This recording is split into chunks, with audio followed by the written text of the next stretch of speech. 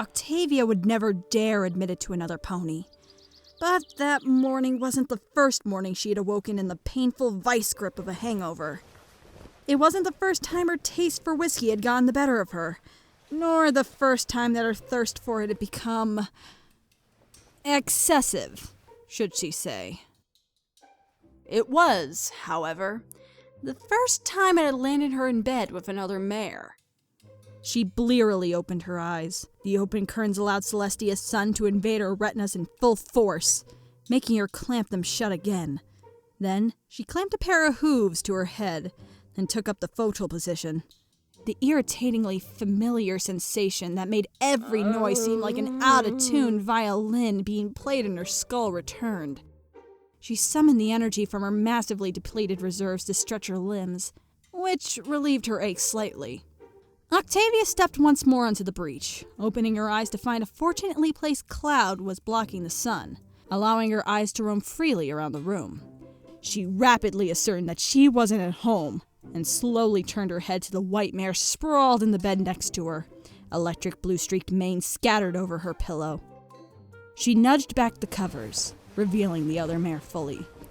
Octavia almost felt she was identifying a body. Oh, Celestia, what the hay did they serve in that bar? She decided that the best move would be out of the door, post-haste. Sadly, at that point, perhaps sensing the horrified mare's indignation, Vinyl woke up, blearily rolling over to see the look of complete shock on Octavia's face. She tried a weak smile, well aware of what the situation looked like. Octavia's eyes simply tracked the other mare. She sat up, rubbed her ruby red eyes with her forehooves, then planted her trademark shades back over her eyes. A slight shake of the head, and her mane fell into place. Octavia practically retched as the DJ went straight to the kitchen to prepare her breakfast. Wait, aren't you even going to shower first? Vinyl stopped in her tracks, swiveling around to face Octavia. Whoa, this is my home, Philly. I do as I please, and I'm pretty hungry. I ain't got work till 6 anyways. Besides, you probably need the shower more than I do, given how much you were drinking. Octavia tried to suppress her stomach. That she had been with a mare was bad enough. One so unhygienic, not even attempting to hide her uncouth core. She felt her self-esteem plummet before realizing that, of course, it wasn't her fault. Wait a minute, I'm not just hopping in your shower at your whim. You say I was tipsy, right? Vinyl chuckled as she levitated various utensils to provide a pair of filled cereal bowls, with a side plate stacked with toast. More than tipsy, but I suppose a posh pony like yourself would say gazeboed, or maybe just lampshaded. She floated the bowl over to Octavia, filled to the brim with milk and crunchy chocolate cereal. Foal's cereal? For the goddess's sake, you could at least pretend to be mature. Hey, I read the box. It's fortified with vitamins, healthy lifestyle, and all that. Octavia planted a hoof on her face. First you take me home, then you take advantage of me. Now you feed me third grade— Oh, back the cart up, Philly. Vinyl began to crack up, tears curling down her face. I took advantage of you? Well, here I am, slightly tipsy Philly, in your bed. Vinyl paused between mouthfuls of her Cheerios. Assuming, of course, we actually, did anything. Even if I was that way with mares, you were kinda out of it, Philly. I'm no expert, but you normally need to be awake. I am no drunkard. And would you please stop calling me Philly? Okay. Thank you. Philly. Vinyl shot Octavia a sly grin, then chomped down on another mouthful of cereal, enjoying the indignation on the cellist's face. Very witty. Now, if you'll please, I'd like my cello case so I can leave. No problem, it's over there. Besides, it's a bit big for a cello, don't you think? More like a double bass than a cello. A basello? Octavia put on her most convincing deadpan, laced with exasperation. Your knowledge of instruments amazes me. It's a custom-made piece. Anyway, I'm going home, where the facilities are a bit more classy. She cast a furtive glance around the apartment, noting the floor had an extra layer of clothes and other debris. She couldn't see what color the actual carpet itself was. 5-star living here. Besides, I doubt you could do much better anyway. Octavia halted on her way out the door. More often than not, she simply brushed off challenges, acutely aware of her superiority over most competitors. This mare, however, she felt needed to be shown just how much better she was, especially without that confounded horn to multitask with. I'll have you know I am quite the chef. In fact, wherever are my manners? I haven't even asked your name. Vinyl didn't even wait for her cereal to be swallowed, simply letting her words work around it. Vinyl Scratch, at your service, my lady Octavia. She gave a fake bow, then went back to her cereal. How eloquent. I assume you know me from the Musicians Weekly. Vinyl floated Octavia's special issue over to her. Not bad, being the front cover and all. I'll give you that. Still, not really a place for a chef, eh? Octavia felt her cheeks begin to heat with her temper. I'm a mare of many talents, Miss Scratch. I can turn my hooves to any task. In fact, I'll be more than happy to show you. Assuming, of course, you can escape your strenuous work. I have Thursday off. Whenever you want. Octavia smiled. Okay, Thursday. 7 p.m. exactly, please. I'll prepare a dinner for us the proper way.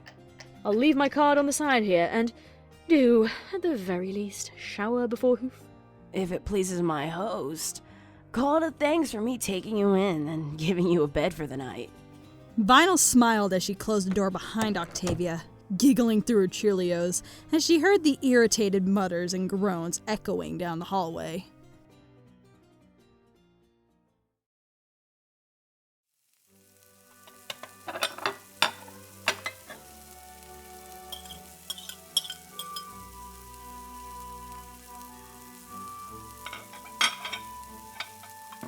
Octavia juggled the various utensils and pans simmering away in her kitchen.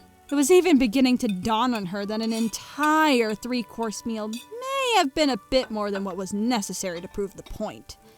But Octavia had made her bed, and she was willing to lay in it. As long as it was otherwise empty, that is. The daisy simmered in the bain-marie, while she lightly fried some cowslips in olive oil. The lettuce was being steamed nicely, and she felt she could quite happily declare this dinner a success. It was difficult to fail in creating a salad at least, but she had prepared a delicious basil and parsley dressing for it, a recipe from her favorite cookbook, Olive Oil, the Naked Chef. A staccato series of knocks came from the door. Octavia's last and esteemed guest has arrived. She had just enough time to ensure the cutlery was correctly arranged as she trotted to the door. She flung it open and found the light of the hallway reflected straight into her eyes. Covering them with a hoof, she saw her guest in all her inconspicuous glory. What are you wearing? Vinyl stroked a hoof down her new suit, enjoying the small bumps and indents. It's just a little number I used to use for my DJing. I thought you said this was a fancy dinner. Yes, fancy indeed. Octavia could barely stifle a giggle as she saw the awkward mare shifting from hoof to hoof. So, why did you appear in a tinfoil suit?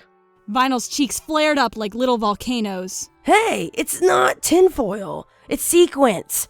Sequins over spandex. This was classy a few years back. In truth, she simply had no other outfits to wear.